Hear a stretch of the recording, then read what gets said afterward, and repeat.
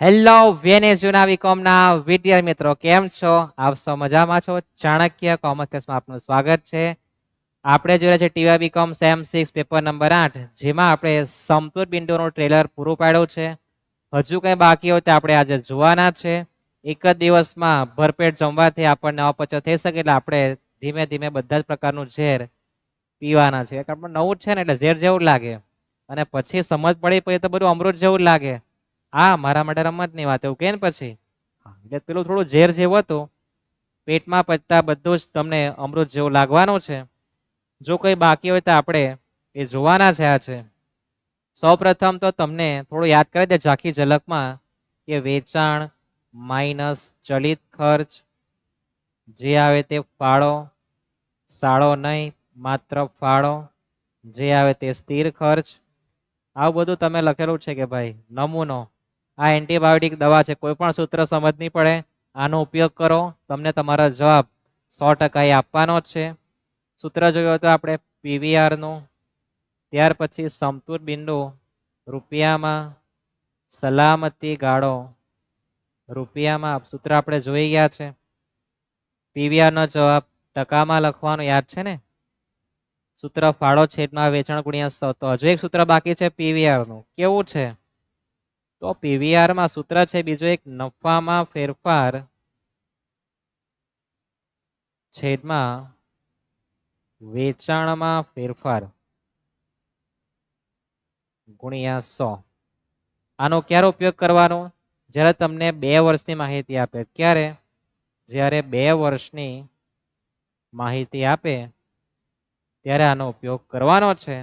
નફામાં ફેરફાર વેચાણ ફેરફાર ગુણ્યા 100. ત્યાર પછી તમને એ પણ કીધું કે સમતૂર બિંદુ એ ફાળો અને સ્થિર ખર્ચ બંને કેવા હોય? સરખા હોય. સમતૂર બિંદુ કોને કહેવાય? ની નફો ની ખોટ. 5 લાખની વસ્તુ તૈયાર કરીએ, 5 લાખમાં વેચી નાખીએ, પણ 5 લાખથી વધારે લઈએ તો આપણે નફો સ્ટાર્ટ થવાનો છે. એને સલામતી ગાળો કે આપણે ચર્ચા કરી છે. યાદ રહેશે ને આટલું? પછી જે પણ એન્ટિક સૂત્ર છે બધા જ આપણે જોવાને એક દાખલો જોઈએ અને સમજીએ કે આપણને કેટલી સમજ પડી છે. આપણે એક દાખલો જોઈએ કે જે આપણે સૂત્ર હમણાં લખી ગયા કે ભાઈ 2 વર્ષનું વેચાણ આપે, નફા નુકસાન આપે, તો નફા જથ્થાનો ગુણોત્તર એટલે શું કહેવાય? પીવીઆર શોધવાનો છે. શું શોધવાનું છે? પીવીઆર. તો પીવીઆર શોધવા માટે શું કામ કરવાનું? તો પીવીઆર શોધવા માટે આ વખતે ફાળો ગણાય તેવી કોઈ કન્ડિશન નથી. આપણને જે નમૂના આપેલો છે એમાં 2017 ની માહિતી છે, 2018 ની છે. આપણે આપણો નમૂનો જોઈ લઈએ કે ભાઈ S minus V C F profit loss.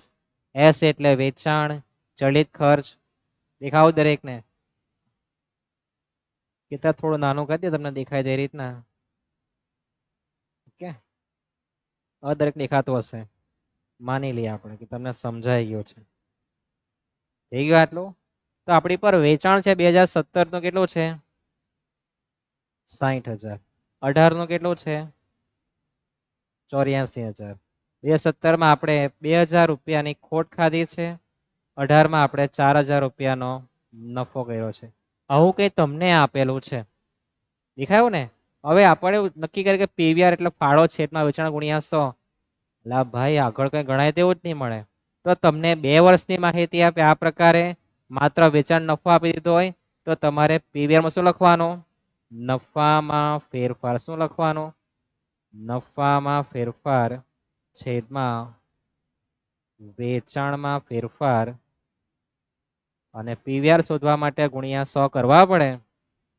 નફામાં ફેરફાર કોને કહેવાય?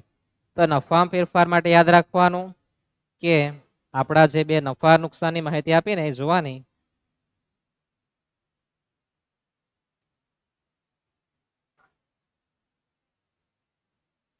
પહેલા વર્ષે 2,000 ની ખોટ છે અને પછી 4,000 નો નફો આપણને આપેલો છે. એટલે પહેલા વર્ષે આપણે ખોટ ખાઈ ગયા 2,000 રૂપિયાની 2017 માં, અને 18 માં આપણે નફો કેટલો કમાયા? 4,000.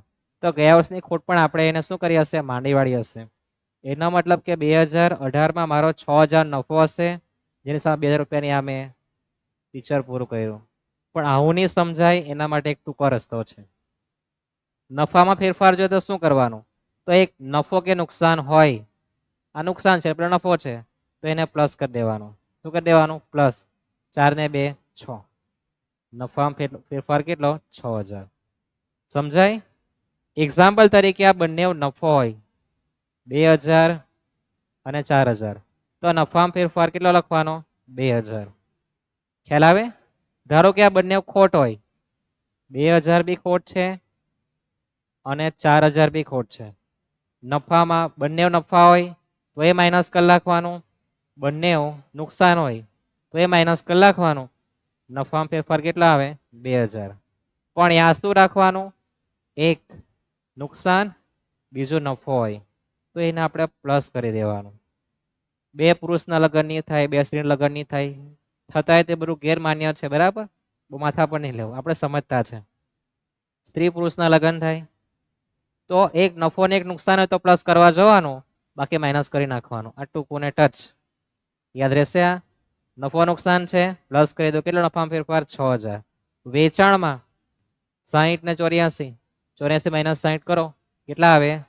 24000 ગુણ્યા 100, તો 6 ચોક 24 કેટલા? 25%. 6000 ભાગ્યા 24000 ગુણ્યા કરીએ 100, તો 25% આપણો પીવીઆર નો જવાબ આવે. આ પીવીઆર નો જવાબ મારે તમને શીખવાનું છે કે ભાઈ એને લેફ્ટ સાઈડમાં લખવાનું છે. યાદ છે ને, આપણે ચર્ચા કરી હતી થોડી ઘણી. નહીં થયો તો પૂરેપૂરી જોઈ લઉં કે પીવીઆર નો જવાબ જે આવે એ નમૂનામાં લેફ્ટ સાઈડમાં લખવાના 25, વેચાણને લખવાનું 100. તો વચ્ચે સેટિંગ થાય જડેત ખર્ચનું કેટલો? 75. એસ એટલે વેચાણ, વી એટલે તમને બધાને ખ્યાલ તો છે જ. નથી ખ્યાલ તો લખી આપીશું આપણે નેક્સ્ટ લેક્ચરમાં. સમજાઈ ગયો આટલું? ખ્યાલ આવે? હવે મારે પીવીઆર ગણવાની, તો મારે આવી ગયો છે. સમતુલ બિંદુ ગણવાનું બાકી છે. તો પહેલા મેં મારું પિક્ચર પૂરું કરું, જે એન્ટીબાયોટિક દવા પી લેવું, પછી જે હોય તે બધું જ મળશે મને. કેલ્શિયમ વાપરવાનું, કેલ્શિયમ લખવાનું 60000, એની સામે પોતાના ભાગ્યા થાય એટલે ભાગ્યા 100 ગુણ્યા 75 પછી બરાબર એટલે 45000. કેલ્શિયમમાં 25 પછી બરાબર 15000. ખ્યાલ આવે ને? પોતાના ભાગ્યા કરે આટલું યાદ રાખવાનું. 60000 ભાગ્યા 100 ગુણ્યા 75 પછી બરાબર એટલે 45, 25 પછી બરાબર એટલે 15. એ 3 બાંગ બાજુમાં, બાજુનું કામ તમામ. 84000 ભાગ્યા 100 ગુણ્યા કરીએ 75, તો 63000 આવવાના. 25 પછી બરાબર એટલે કેટલા? 21000. હવે સૌથી મહત્વનો પોઈન્ટ રહ્યો છે આપણો સ્થિર ખર્ચનો. સ્થિર ખર્ચ દરેકમાં કેવો આવે? સરખો જ આવે. તો હવે પેલું માઇનસમાં તમને સમજ નહીં પડે તો પેલું આપણે નફાવાળાના ઘરમાં જોઈએ કે ભાઈ 21000 નફો છે, આ 21000 ફાળો છે અને મને નફો કેટલો થયો? 4000. તો વચ્ચે સ્થિર ખર્ચ મારે કેટલો બાદ કરેલો હશે?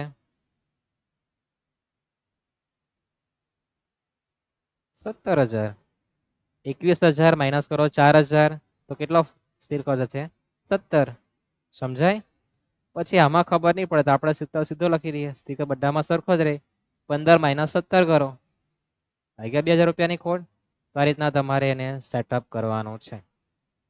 તમને સમજ પડે તો સીધું ગણી શકો, પણ મેં માનું ત્યાં સુધી તમારે પ્લસમાં જ કરવા જાઓ ને જ્યાં નફો હોય ત્યાં, કે ભાઈ 21000 છે, નફો થયો 4000, 21 માઇનસ 4 કરો, વચ્ચે 17000 આવે.